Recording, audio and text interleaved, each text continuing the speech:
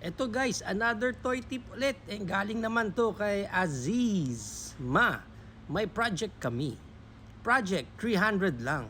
Tapos 600 hihingiin.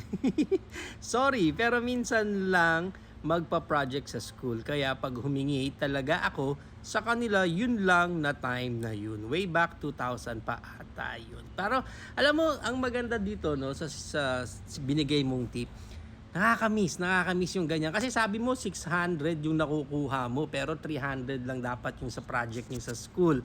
So that means may 300 ka para pambili ng toy. And yun nga nakakamiss yung ganung time na ganun pa lang yung price ng mga toy. Naalala ko rin yun kasi nagtatabi na rin ako noon. Hindi po ako kumukupit, hindi ko ginagaya tong tip na to pero nag-iipon ako sa baon ko. And I remember, kailangan ko talaga noon makaipon ng 250 to 300 para makabili ako ng mga X-Men figure ko nun. Kasi way back, ganun lang talaga yung price nila.